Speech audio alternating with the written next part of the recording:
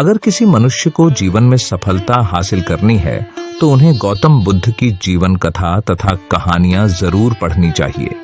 वह एक ऐसे महान व्यक्ति हैं जिन्होंने जीवन का ऐसा ज्ञान प्राप्त किया जो मानवता का कल्याण करने के लिए सर्वश्रेष्ठ है।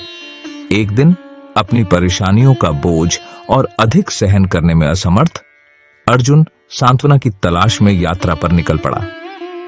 उनके थके हुए पैर उन्हें उस पवित्र उपवन की ओर ले गए जहां प्रबुद्ध गौतम बुद्ध गहरे ध्यान में रहते थे। जैसे ही अर्जुन शांत स्थान के पास पहुंचे, उन्होंने बोधि वृक्ष के नीचे बैठे बुद्ध की शांत छवि देखी। उनकी आभा से शांति और ज्ञान झलक रहा था। दुख से भारी हृदय के साथ अर्जुन बुद्ध के सामने घुटनों के बल गिर गया और अपनी परेशानियां बताईं। अर्जुन ने विलाप करते हुए कहा, हे बुद्धिमान, मैं अपनी चिंताओं की भूल भुलैया में खो गया हूं। मैं मार्गदर्शन चाहता हूं क्योंकि मेरा हृदय भारी है और मेरा मन निराशा से घिरा हुआ है। करुणा से भरी आंखों से बुद्ध ने अर्जुन की ओर देखा और पत्तों के बीच से सरसराती हुई हवा के समान कोमल स्वर में बोले, प्रिय मित्र, अपना बोझ वर्तमान क्षण के चरणों पर रख दो। उस अतीत को जाने दो जो तुम्हें बांधता है और उस भविष्य को जो तुम्हें परेशान करता है। यहाँ और अभी को गले लगाओ क्योंकि यही एकमात्र क्षण है जो वास्तव में मौजूद है। बुद्ध के होठों से निकले प्रत्येक शब्द के साथ अर्जुन की परेशान आत्मा पर शांति का भाव छा गया।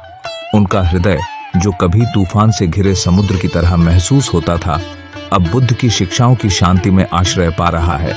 लंबे समय में पहली बार अर्जुन को अपने भीतर आशा की एक किरण जगमगाती हुई महसूस हुई। ऐसा लग रहा था मानो उसकी आत्मा पर जो अंधेरा छाया हुआ था, उसकी जगह धीरे धीरे समझ की रोशनी आ रही थी।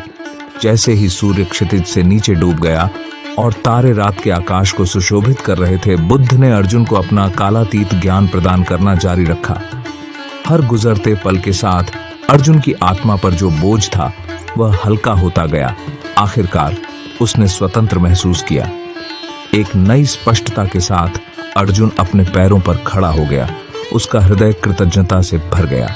वह बुद्ध के सामने गहराई से झुक गया। उसकी आत्मा नवीनीकृत हो गई और उसका संकल्प मजबूत हो गया।